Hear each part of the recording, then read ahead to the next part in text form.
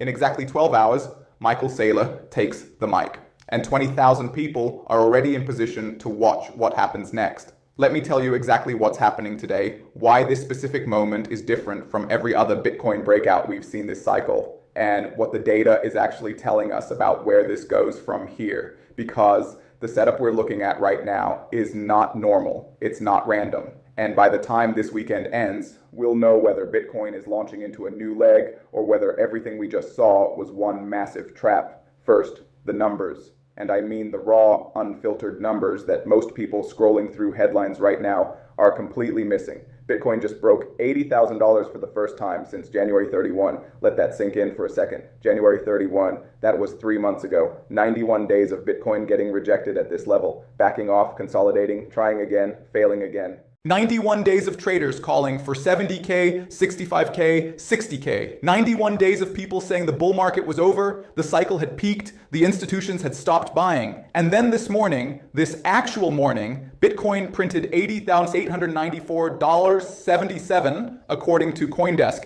timestamped at 2:52 a.m. Eastern Time. Not a wick, not a fake out. A sustained break above the most watched psychological level in all of cryptocurrency. But here's the thing most people are missing. And this is the part that changes everything. This isn't just a random breakout into a random number. This breakout happened on the exact same day that Consensus 2026 opened its doors in Miami Beach. That timing is not a coincidence. That timing is the market telling you something if you're paying attention. Consensus is the largest crypto conference in the world. We're talking 20,000 attendees packed into the Miami Beach Convention Center. Every major institutional player, every venture capitalist who's been quietly deploying capital into digital assets, every protocol founder, every politician trying to figure out where crypto fits in America's future, they're all in the same building right now. Today, as Bitcoin trades above $80,000 for the first time in 3 months, the conference runs from May 5 to May 7, 3 days, and the agenda isn't random either. They're covering tokenization, stablecoins, and most importantly, the Clarity Act.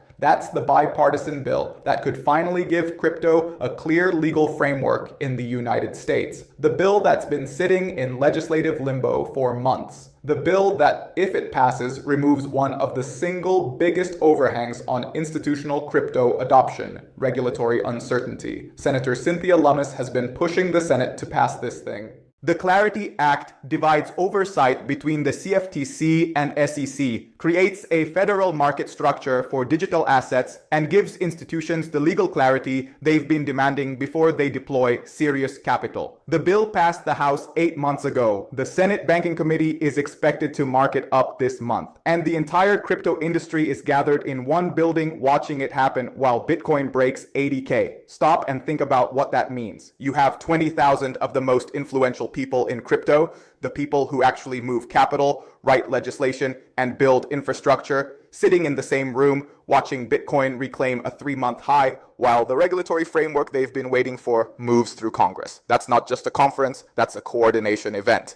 That's the kind of moment where narratives shift, where capital allocation decisions get made, where the next 6 months of market direction gets quietly decided in hallway conversations and after parties. And all of it is happening while one specific event looms over everything else. Stop. Look at this. Today, May 5th, 2026, at exactly 5:80 p.m. Eastern Time, Strategy Inc. will host its Q1 2026 earnings call. You might know them by their old name, MicroStrategy, Michael Saylor's company, the largest corporate holder of Bitcoin on the planet. The company that turned a boring enterprise software business into the most aggressive Bitcoin accumulation vehicle in corporate history. They're going to discuss their quarterly results on Zoom, on X, and on YouTube, live for anyone to watch. And I need you to understand something about this specific earnings call, because it's not like any of the others. This is not a normal earnings call. This is Michael Saylor facing the first major Bitcoin drawdown of this cycle, while holding 818,334 BTC on his company's balance sheet. Let me walk you through exactly why this matters so much, and why the next few hours could move this entire market. Strategy now holds 818,334 Bitcoin. That's not a typo. 818,334 Bitcoin. Their average cost basis across all of those coins is $75,530. At current prices, with Bitcoin trading above $80,000, that position is worth approximately $64.44 billion.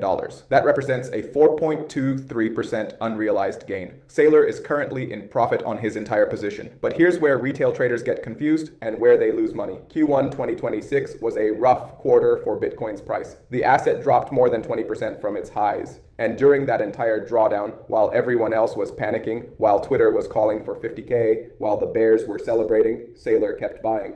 MicroStrategy added roughly 89,600 BTC for $5.5 billion during Q1 2026. That's the second largest quarterly purchase in the company's history.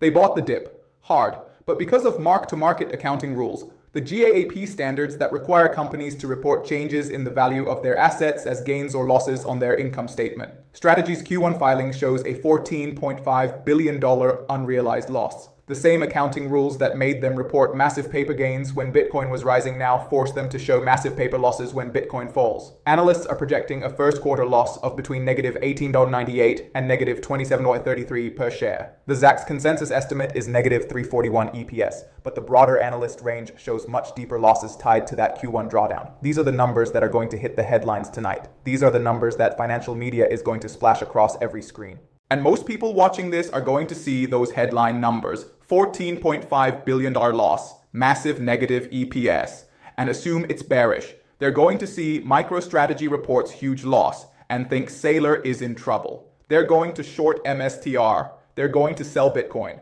They're going to react to a headline without understanding what the headline actually means. And that's exactly where retail gets chopped. That's exactly where the trap is set. Here's what they're missing. Saylor's average cost is $75,530. Bitcoin is trading above $80,000. Right now, as of this morning, Strategy's entire Bitcoin position is in profit. The Q1 loss reflects a period of time that no longer exists. It's backward-looking accounting applied to a forward-looking asset. The market doesn't care what Bitcoin was worth in February. The market cares what Bitcoin is worth today and what it's going to be worth tomorrow. The question isn't whether Strategy lost money on paper during Q1. That's already priced in. Everyone who follows this company knows the accounting rules. Everyone who matters has already modeled the unrealized loss. The question, the only question that matters tonight, is what Saylor says about buying in Q2. Is the weekly accumulation coming back? Is Strategy still in aggressive acquisition mode? Or is this the moment where the biggest Bitcoin buyer on the planet signals that the buying is done? And here's the signal that most people completely missed. On May 3rd, just 2 days ago, Michael Saylor posted on X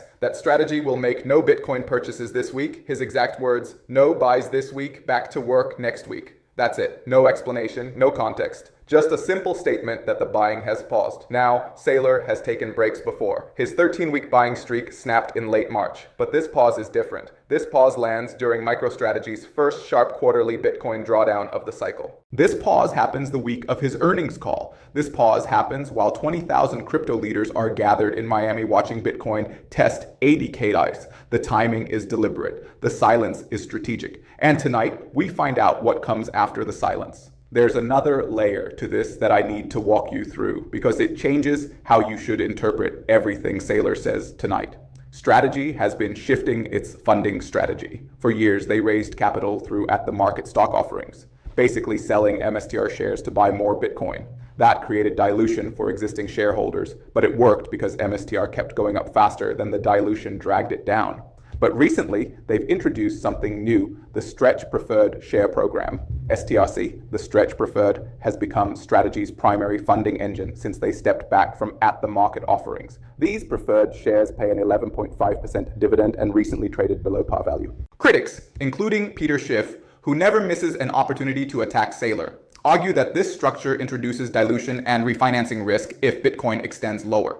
The dividend payments are a fixed obligation. If Bitcoin crashes and Strategy needs to refinance, they could be in a tough spot. Supporters say it's a cleaner way to raise capital without diluting MSTR common shareholders. Instead of selling stock into the market, they're issuing preferred shares to investors who want yield exposure to Bitcoin. It's a different capital structure, a different risk profile, and a different set of incentives. Tonight's call will tell us which narrative wins. Does Saylor defend the Stretch program as sustainable and strategic? Does he announce a return to aggressive buying? Does he stay quiet and let the numbers speak? Or does he signal something else entirely? A pivot, a pause, a change in philosophy that the market isn't expecting? The options market has already priced in an earnings reaction of plus or minus 8.01%. That means professional traders expect MSTR to move nearly $13 in either direction after the call. The stock has already increased 47.85% since the last earnings report. This is a high stakes moment, and it's happening at the exact same time the entire crypto industry is gathered in one building watching Bitcoin trade above $80,000. In about 60 seconds, I'm going to walk you through the exact technical setup on the chart, because the technicals are confirming everything I just told you about the macro. But first, let me show you what happened in the last 72 hours, because there are 3 specific moments that set up what's happening today. 3 moments that most people completely missed. Moment 1, Sunday night, Trump announced Project Freedom, a US military operation to escort stranded commercial ships through the Strait of Hormuz. This was the geopolitical relief valve the market had been waiting for. The Iran-US tensions that had been building for weeks suddenly had an off-ramp. The announcement pulled Brent crude back from $126 to around $107, easing oil-linked inflation fears and lifting risk assets across the board. Bitcoin rallied through $79,000 and pushed into $80,000 territory on the news. Not because Bitcoin cares about oil prices directly, but because when oil falls, inflation expectations fall. When inflation expectations fall, the Fed has more room to cut rates. When the Fed has more room to cut rates, risk assets go up. Bitcoin is a risk asset. The chain of causation is clear if you know where to look. Moment 2. Early Monday morning, Singapore time, Bitcoin hit an intraday high of 80,529. And in that single hour, the short sellers got absolutely crushed. Around $303 million in Bitcoin short positions were liquidated over the 24-hour period, but $108 million of those shorts got forced out in a single hour as BTC pushed above $80,000. 1 hour, $108 million gone. These were traders who had been betting against Bitcoin for weeks. They saw the 80K resistance, they assumed it would hold again like it had held for 3 months, and they loaded up on shorts expecting a rejection. Instead, they got liquidated. The moment the 80K wall cracked, they had to buy back into a rising market to close their positions. That forced buying pushed the price higher, which triggered more liquidations, which pushed the price higher again. That's a short squeeze. That's the market punishing the people who were wrong. And it happened at the exact moment Bitcoin was breaking through its most important technical level. Moment 3, later Monday. Iran's state-run Fars news agency published a report claiming 2 missiles had struck a U.S. Navy warship near the Gulf of Oman. Oil spiked 5% in minutes. Bitcoin reversed sharply from $80,594, falling back towards $79,000 as risk-off panic spread across markets. And then the U.S. military denied the report. The Pentagon said no warship was struck. The White House confirmed the story was false. The entire headline, the missiles, the warship, the attack, was either a massive journalistic failure or deliberate disinformation. Within the same trading session, Bitcoin recovered. The fake crash got absorbed. The price climbed right back above $80,000. That sequence, Trump peace signal, 80K breakout, short squeeze, fake Iran crash, denial, recovery, happened in less than 24 hours. And through all of it, the underlying bid stayed strong. The bears threw their best geopolitical punch at this rally, and it didn't stick. That tells you something about who's actually in control of this market right now. Here's what that tells us about market structure. Bitcoin is up over 17% in the last month. Ethereum gained over 13% during the same period. These cryptocurrencies have shown genuine resilience during the US-Iran tensions. The market has been trading fear for months. Iran headlines, oil spikes, inflation scares, and it's starting to run out of sellers. The people who wanted to sell have already sold. What's left is the bid, and the seasonality data backs this up. According to Trader XO's analysis, May has been positive for Bitcoin approximately 60% of the time, 8 out of 13 years, with an average return of plus 8% and a median return of 30%. But here's the wild part that almost nobody is talking about. Only once in Bitcoin's entire history has the March, April, May stretch been green across all 3 months. That was 2019, and 2026 is currently on track to do it again. March 2026 was plus 181%. April 2026 was plus 11.87%. May so far is 3.18%. If May closes green, it will be only the second time ever that Bitcoin printed 3 consecutive green months in the spring. The 2019 occurrence came right before a major summer rally that took Bitcoin from $8,000 to $14,000. The pattern doesn't guarantee anything. Past performance never guarantees future results. but it tells you where the historical probabilities lean. Now, let me give you the technical picture, because the chart is telling a story that matches everything I just walked you through on the macro side. Bitcoin broke above $80,000, highest in 3 months, key psychological level. But more importantly, and this is the part most people miss, Bitcoin broke back into the middle of a CME gap that's been sitting on the chart since late January. Let me explain what that means for those of you who are newer to this. The CME, Chicago Mercantile Exchange, is where institutional traders trade Bitcoin futures. It's the regulated market. Hedge funds, prop desks, pension funds, serious money. The CME closes on Friday afternoon and doesn't reopen until Sunday evening. Sometimes, over that weekend, Bitcoin's price moves significantly on the spot exchanges that trade 24/7. When the CME reopens, it opens at a different price than where it closed, leaving a visible gap on the chart. Traders have noticed something interesting about these gaps over the years. Bitcoin tends to fill them, not always immediately. Sometimes it takes weeks or months. But historically, the price tends to return to wherever that gap exists. It's like there's unfinished business on the chart that eventually gets resolved. The gap above us right now runs from $79,000 to $84,500. And when Bitcoin broke $80,000 this morning, it stepped directly into the middle of that gap. The immediate technical targets, the prices the chart is being pulled toward, are $82,000 and $84,500. $82,000 is significant because that's where the 200-day exponential moving average sits, specifically at 82,228. The 200-day EMA is one of the most watched technical levels in all of financial markets. Institutional traders, algorithmic systems, and macro funds all reference it as a dividing line between bullish and bearish structure. When price is above the 200-day, the asset is considered to be in a technical uptrend. When it's below, it's in a technical downtrend. Bitcoin hasn't closed above the 200-day EMA in 7 months. 7 months of being trapped below that line. Every rally has failed at or before that level. And right now, after this morning's $80,894 print, Bitcoin is sitting just 2% below it. $84,500 is the top of the CME gap. If Bitcoin reaches that level and closes above it, the gap is filled. The unfinished business is resolved. And historically, that's when the next leg of the move begins. By pushing past 80K, Bitcoin also reclaimed its bull market support band, the moving average band that traders watch to determine whether the market is structurally bullish or bearish. Bitcoin hasn't closed above that band in 6 months. The fact that it's back above it now while trading inside the CME gap while Consensus 2026 is running, while Saylor is about to speak, that's not random. That's alignment. And here's the ETF data that you need to understand, because this is where the institutional money lives.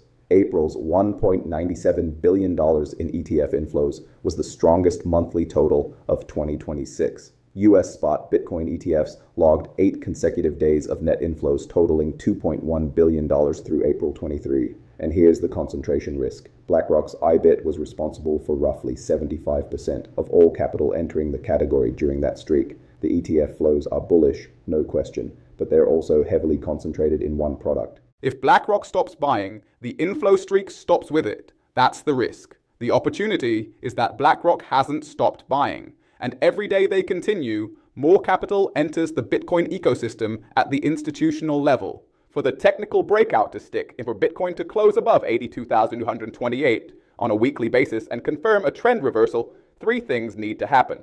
ETF inflows need to continue building. The Iran tensions need to keep easing. And the Clarity Act needs to show momentum in the Senate. 2 out of 3 are already happening. The third gets decided this week at Consensus. Now, let me give you the 3 scenarios for what happens over the next 48 hours, with specific triggers and specific price levels. No vague, it could go up or down analysis, specific numbers, specific outcomes. Scenario 1, the institutional catalyst. Saylor's earnings call at 5 p.m. tonight is constructive. He doesn't focus on the paper losses. He focuses on the position. He reminds the market that his cost basis is $75,530, and Bitcoin is trading above $80,000. He confirms that buying resumes next week. He emphasizes the Stretch Preferred program as a sustainable, non-dilutive funding mechanism. He sounds confident, not defensive. The conference momentum from Consensus 2026 amplifies the positive sentiment. Headlines about the Clarity Act moving forward hit the tape. ETF inflows continue into Friday. In this scenario, Bitcoin holds above $80,000 through the week. It pushes toward 82,228, the 200-day EMA, and attempts to close the week above that level. If it does, the next major resistance is $84,500 at the top of the CME gap. Above that, the $85,000 to $88,000 zone opens up based on polymarket probability models and historical resistance mapping. This is the bull case. This is what happens if everything aligns. Scenario 2, the neutral grind. Saylor's call is cautious. He doesn't commit to aggressive buying in Q2. He talks about yield-focused discipline rather than accumulation. He defends the stretch program but doesn't announce any new capital raises. The tone is professional but not exciting. The market digests the information without panic but without enthusiasm either. Consensus 2026 generates headlines, but no immediate price catalysts. The Clarity Act gets discussed, but no vote happens this week. ETF flows are positive, but modest. In this scenario, Bitcoin chops. It trades between $78,000 and $82,000 for the rest of the week. It frustrates bulls who expected a breakout and frustrates bears who expected a rejection. The range holds, nothing resolves. Polymarket traders are actually betting this is the most likely outcome. They give Bitcoin hitting $85,000 by month end a 47% chance, less than a coin flip. They give it only 21% odds of clearing $90,000. That points to Bitcoin trading in the 78,000 to 83,500 range for most of May, knocking on $82,000 a few times without breaking through. And there's a structural reason why this might happen. CryptoQuant's data shows that Bitcoin's April rally was built on leverage, perpetual futures demand, rather than strong spot buying. Once the short squeeze runs its course, once all the shorts who are going to get liquidated have been liquidated, there may be no fresh demand left to push the price higher. The fuel runs out, the grind begins. Scenario 3, the disappointment cascade. Saylor's call is defensive. He focuses too much on explaining the paper losses. The media picks up the $14.5 billion unrealized loss headline and runs with it. Financial news anchors who don't understand crypto accounting talk about MicroStrategy's massive Bitcoin bet going wrong. Retail traders who don't understand mark-to-market rules panic sell. Peter Schiff and the Bitcoin critics dominate the post-earnings narrative. The Stretch Preferred program gets scrutinized. Questions about refinancing risk start circulating. Confidence wavers. In this scenario, Bitcoin loses the $80,000 level. The bulls who bought the breakout get trapped. Price falls back towards 78,329's, Monday's intraday low. If that level breaks on a daily close, the next support is $76,000 at the 100-day EMA. And below that, below $76,000, there's an air pocket, a zone with very little structural support that extends all the way down to $66,000. That's the risk case. That's what happens if the narrative turns against this breakout. The current push toward $80,000 remains structurally fragile. When Bitcoin price and stablecoin reserves fall simultaneously, it signals a deleveraging event or capital flight. The bears are watching for exactly that signal. If it appears, they'll attack. But here's the counter signal. Here's the thing that makes me think scenario 3 is less likely than the headlines suggest. On-chain data shows that retail investors are exiting while institutional players and large wallets are increasing their positions. That's not a bearish setup. That's a transfer. A transfer from weak hands to strong hands. And historically, when weak hands sell to strong hands, the price consolidates for a while and then moves higher. The coins end up in wallets that don't sell. The available supply shrinks. And eventually, the next wave of demand hits a smaller float. That's the setup underneath this breakout. That's what the data is actually showing. Remember what I said at the very start of this video? 20,000 people are in Miami right now watching Bitcoin trade above $80,000. In about 12 hours, Saylor takes the mic. The Clarity Act is moving through the Senate. The seasonality data says Bitcoin has only printed a green March, April, May sequence once before in its entire history, in 2019, right before a major summer rally. And the short sellers just lost $303 million trying to bet against this breakout. This isn't just another day. This isn't just another conference. This isn't just another earnings call. This is the collision point. Everything that's been building for months.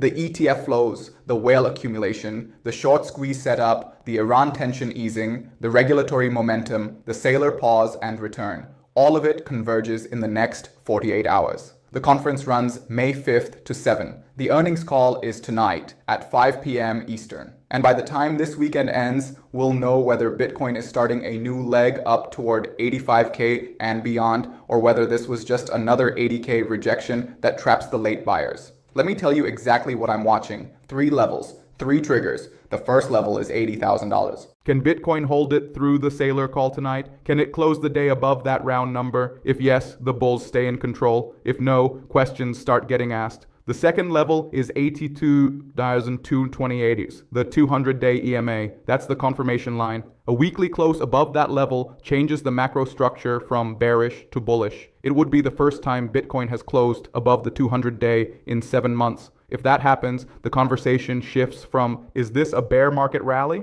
to, is this the start of the next leg? The third level is 78,329, Monday's intraday low. That's the line in the sand for the bulls. If Bitcoin loses that level on a daily close, the breakout has failed. The buyers who bought 80K are underwater, and the air pocket down to 66K comes back into play. Those are the 3 numbers: $80,000, 82,228, 78,329. Write them down. Watch them. Because in the next 48 hours, one of those levels is going to break. And that break will tell you everything you need to know about where Bitcoin goes for the rest of May. I want to be completely transparent with you about something before I wrap up, because I think it's important and I think you deserve to hear it. Nothing in this video is financial advice. I'm showing you data. I'm connecting dots. I'm telling you what I see in the charts, what I read in the news, what I interpret from on-chain analytics and options flows and conference agendas. But I'm not your financial advisor. I don't know your risk tolerance. I don't know your time horizon. I don't know how much you can afford to lose. Saylor's call tonight could say anything. The market could react in any direction. The leverage in this system is extreme.